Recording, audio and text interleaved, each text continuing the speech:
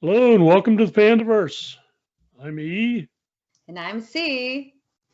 and we're here alone. We're doing a duet again.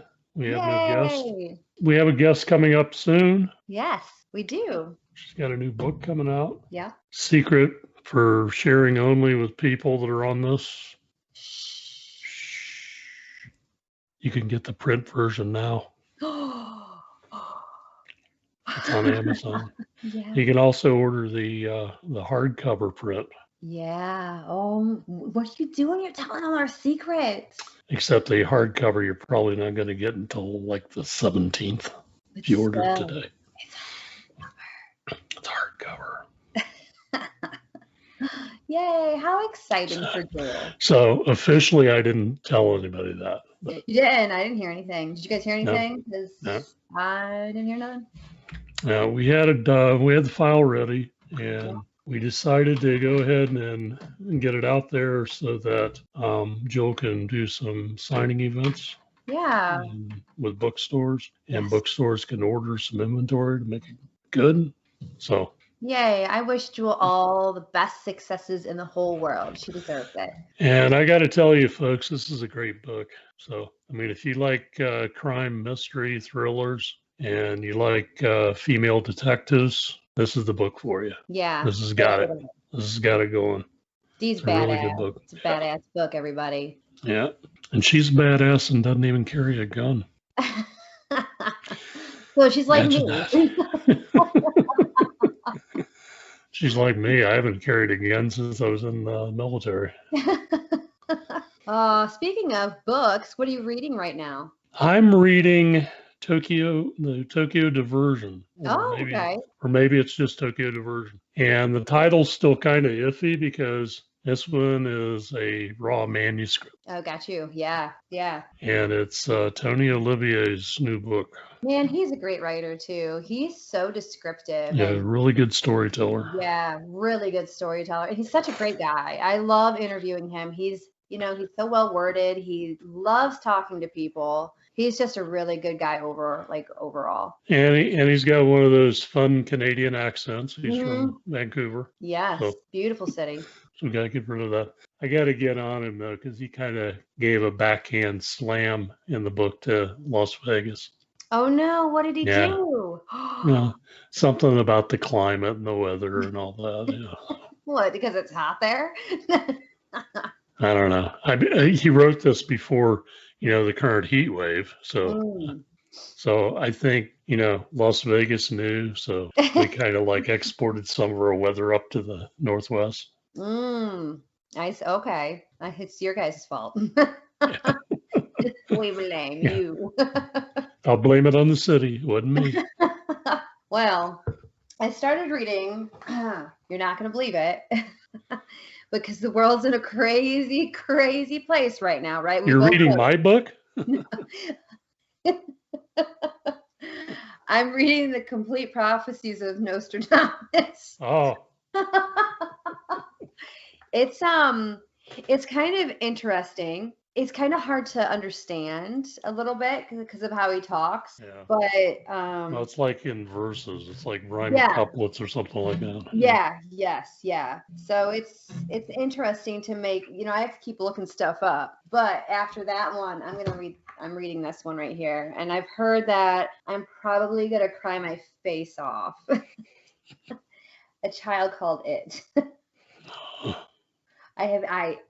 I've heard it's a fantastic book, so I picked it up and we'll see. I heard it's awful. Like, it's a great book, but it's gonna make my face like just so There used to be a radio show back when I lived in Florida, Central Florida. There was a radio show on in the morning, and they used to do like some spoof prophecies, and they were like Nostradamus prophecies. Oh, jeez. And they, sometimes they were funny, but most of the time they were just stupid. Yeah, well, they say that in 2012 that the world really did end and that we're in some weird dimension now. I mean, I could kind of believe that. No, me too. It's last year was heck, the last 4 or 5 years have been strange. They really have.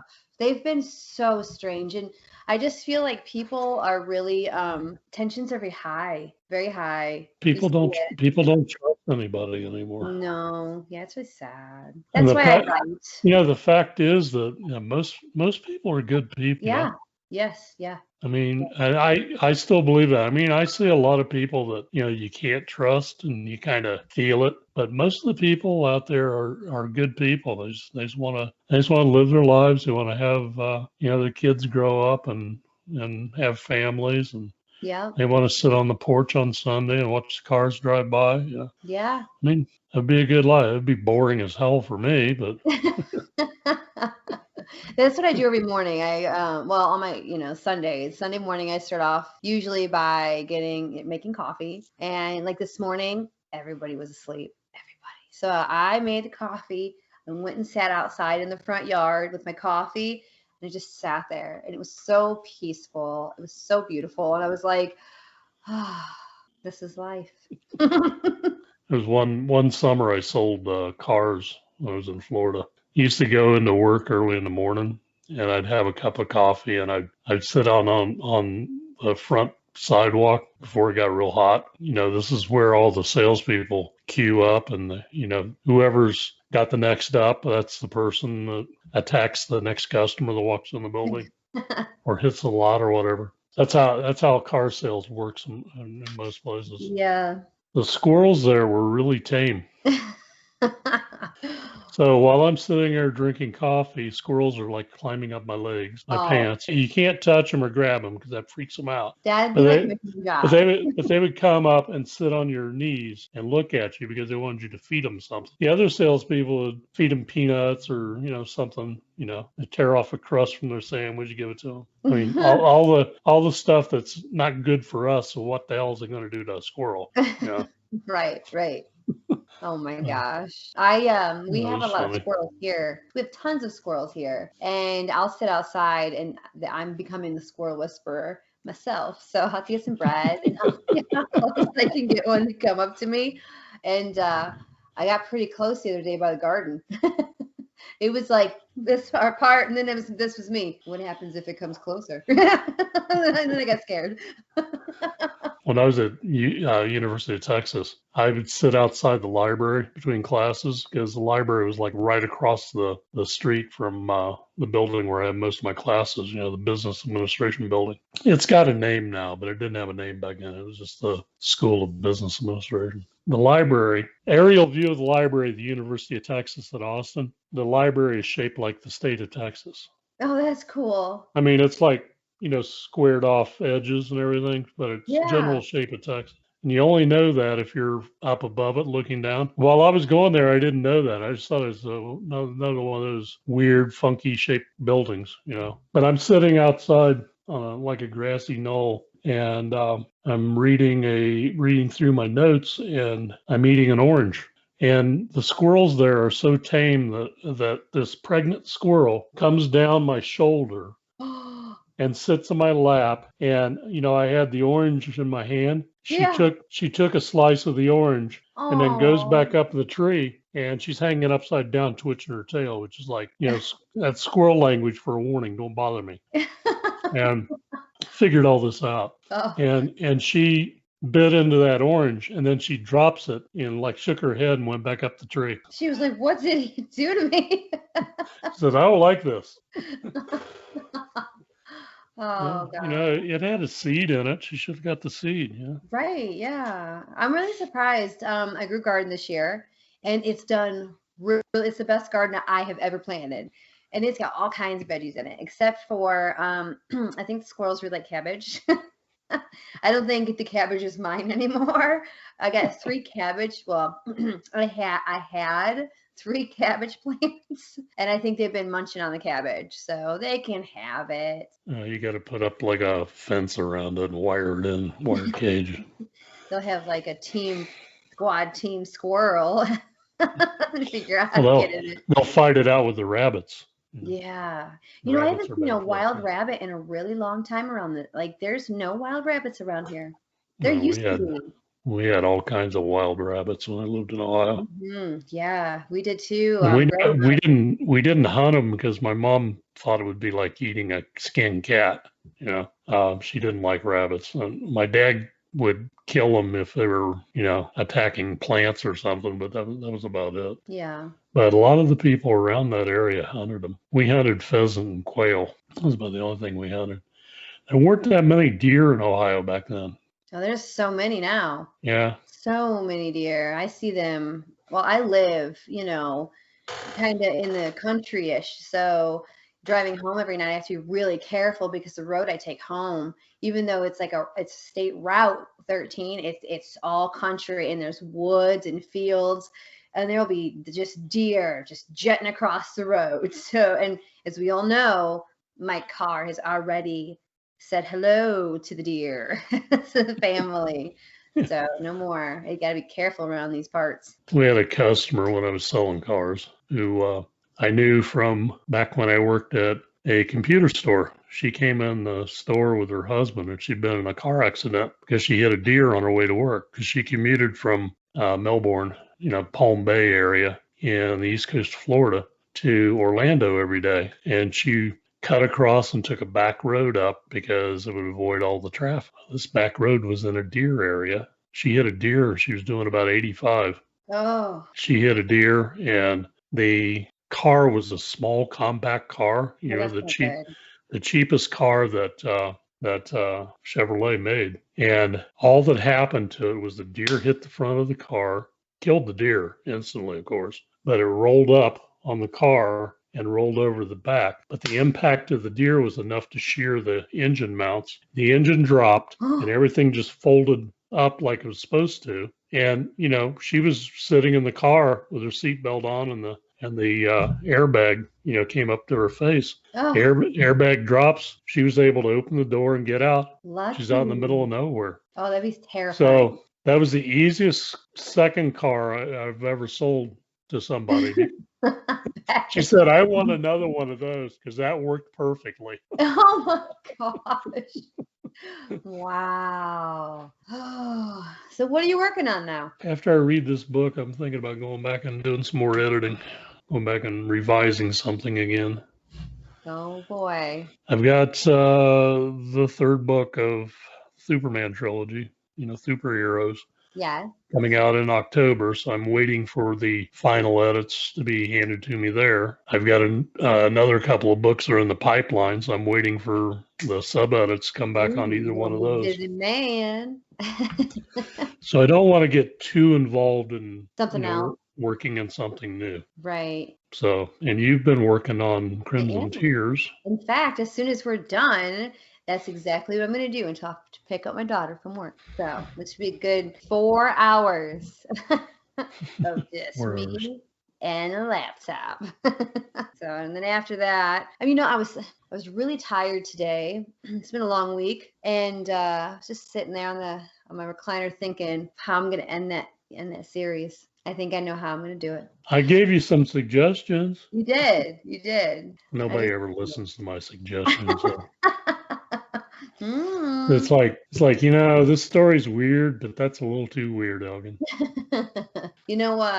I started watching that Handmaid's Tale. I finished the first season, and now I'm a couple episodes into the second season. Wow. You've got to start watching that show, E. It is. I watched Winona Earp, the entire thing. Did you?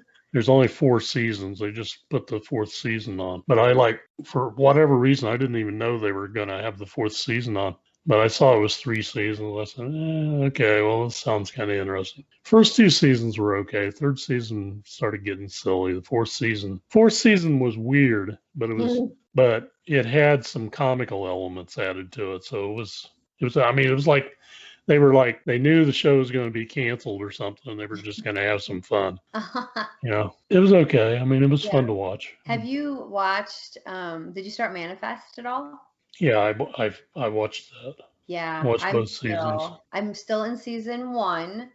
That's pretty good. I did watch the Tomorrow War, the one that just came out with Chris Pratt. I'm a sucker for a great alien movie. But sometimes I think when you mix aliens, the end of the world, and drama, it gets a little muddied. So I had a really hard time finishing it because of the like all the drama. Does that make sense? And so it would go Yeah. from high action, and then all of a sudden there would be like 15, 20 minutes of drama and crying and drama.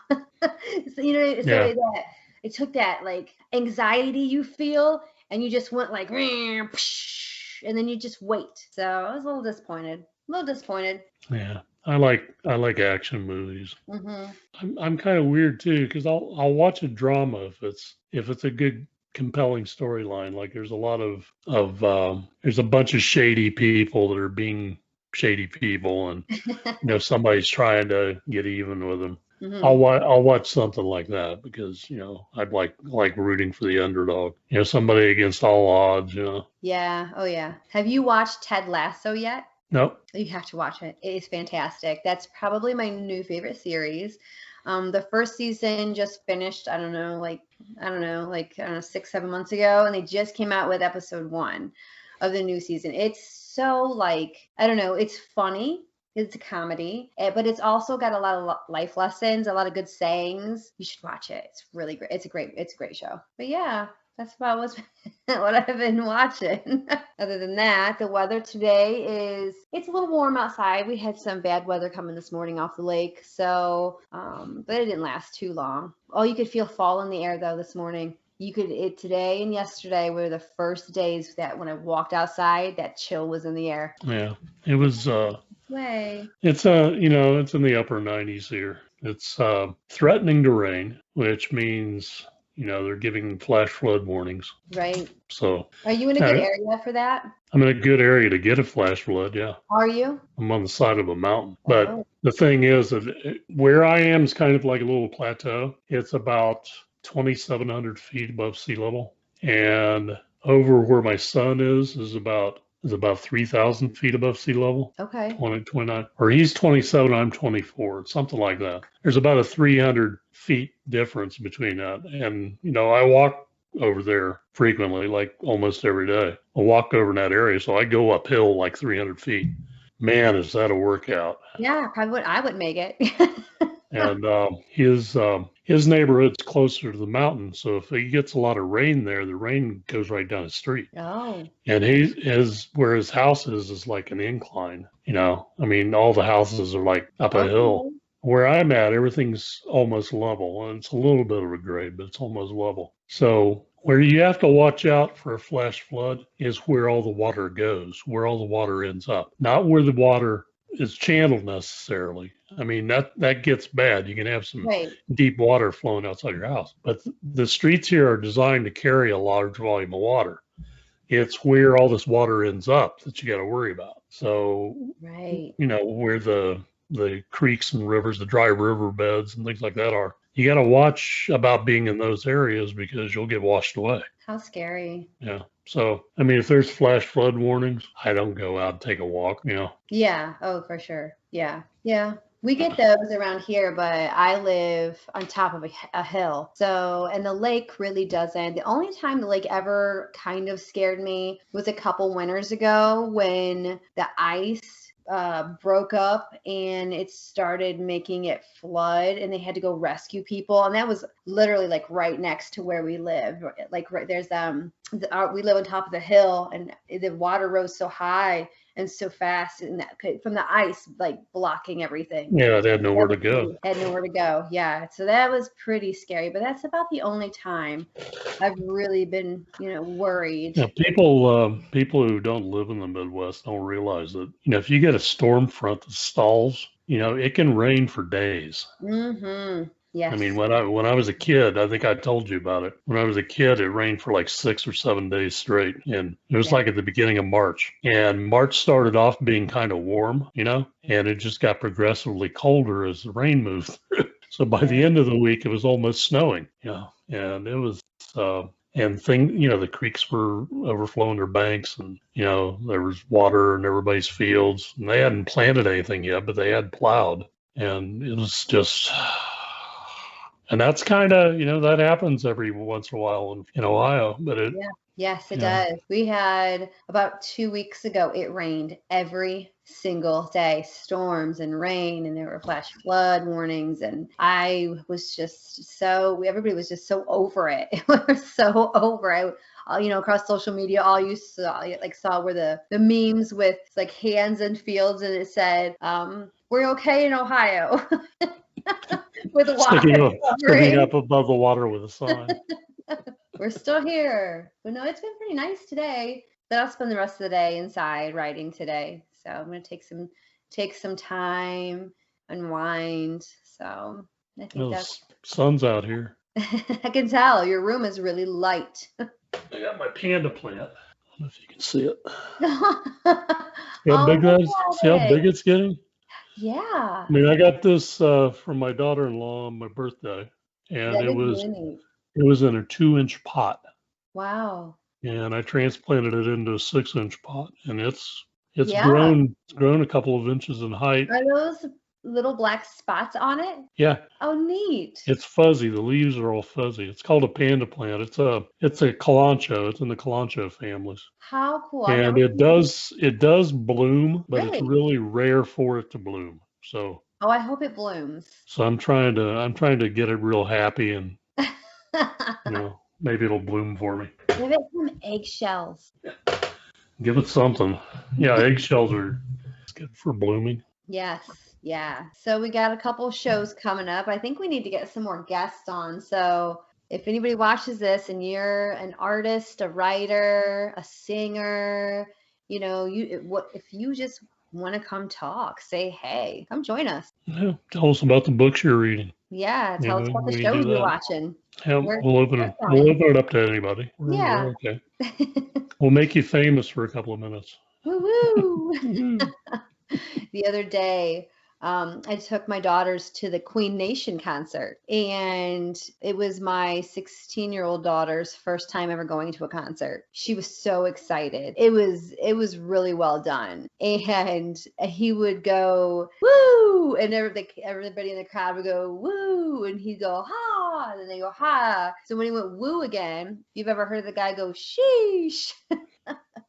I looked at my kids and I said, sheesh. They both said no. Oh, yeah, there were so many people there. It was Chicago and then Queen Nation. So they had the big band. So my daughters got to see like the trumpet players and the trombone players and flute players, and it was really, really cool. They had a good I time. saw Chicago when Terry Kath was still alive. He was the original guitarist. He died in like the late 70s, but that was all the early Chicago music. Yeah, the early Chicago music, I think, I is the saw best. him. I saw him. I saw him right after they changed their name from Chicago Transit Authority to Chicago. So that was around the time period that I saw them. So they only had like a couple albums out, or they had one album out and they had the other material they were going to release. Yeah, But yeah, they were great. their entire first album, I mean, their first album's a double album. I mean, who does that, their original release? But they had a lot of material and there was a lot of hits on that album. So Yeah, they played a lot of songs. It was a lot of fun. So, and it was, if you're gonna take your kids to a concert, you got to do it right. So, my kids yeah, are old school, so I took my youngest daughter to see Green Day because that was her favorite band. And I it was love Green Day.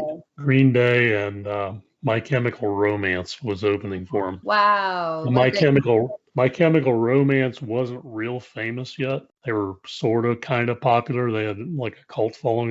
They had like one album out. Of course, my daughter was a fan of both groups, so I had heard their music, and I'm in the audience with her before the show started. And of course, there was a couple of other guys with gray hair that came over, and we kind of bonded over the fact that we got roped into bringing our daughters to the show. And it wasn't really that I got roped in. I was kind of looking forward to it because it had been a long time since I'd been to a concert. He and this other guy that I was talking to before the show, after My Chemical Romance started playing and I started singing along with some of the songs, they kind of like migrated away from me.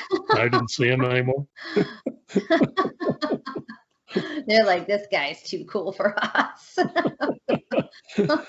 And my daughter was like, she couldn't see because she was shorter than me. She couldn't see, so she climbed up on my back and was like sitting on my shoulders for a while. She was still small enough that she could do that, and not forever because I made her get down because I got heavy after a while. Right. But the funny thing is, her best friend, she was like, ragging on her best friend the whole time because her best friend was going to the show too. But she got floor seats. We had, they had festival seating on the floor, but it was a limited number of seats. And I bought the tickets early enough that we got, floor seats. So she was bragging about, oh, we're going to get there early and we're going to get a good spot in line. And because I took the day off from work and, everything. And we got up pretty close. Her friend had a seat over on the side of the arena, but it was close to the stage, but it was like the side. It wasn't a real good seat. But when Billy Joe Armstrong, there's a part of the show that Green Day does, Billy Joe Armstrong comes out and he tells people he's going to pick people from the audience to play the instruments. And, he's going to pick people that play bass, play drums, play guitar, so they can come up and they give them their instruments and they play, they'll start playing the song and everything. And then the people from the audience take over. And my daughter's friend played guitar. So Billy Joe picks her out of the audience and drags her onto the stage from, the side railing. She climbs over the side railing, comes up. Her name was Ember. And, he asked her what her name was and she told him, and he hands her the guitar and, she starts playing. And he goes, oh, you're pretty good. So she got to play in the little ensemble and everything like that. And I got to meet him and everything. After the show, he autographs the guitar and gives it to her. So, that was like, when my daughter found out about that, and I said, that's karma for you teasing her. Totally karma. Wow. What a great experience for her. Yeah. Wow. So that was my youngest daughter's first concert. And then my other kids were kind of like, you could have taken us too, Dad, that sort of thing. And, they weren't real big fans of Green Day, but they would have went to a concert if I, bought them tickets. So I got tickets. That was like a couple of months later. They had the Earth Day birthday show in Orlando.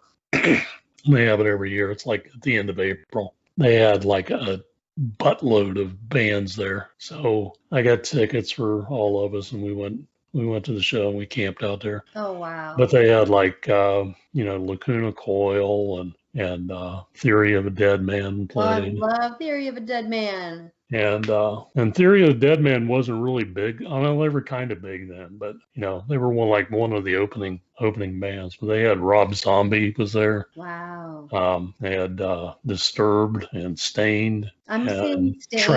Trapped. And they had who else was there? They had Shinedown played. Shinedown. Oh, I love Shinedown. They're a great band. Yeah. But they had a lot of band, and it was like so hot because it was like in the upper 80s that day and it was sunny. And, I get a sunburn walking past a picture of the sunset. So, I had the sunscreen on, but I still got overexposed. And my son's back started hurting him. So we went over to the side. They had it on like an old baseball field. We went over and we sat in the grandstands to watch most of the show from the grandstands.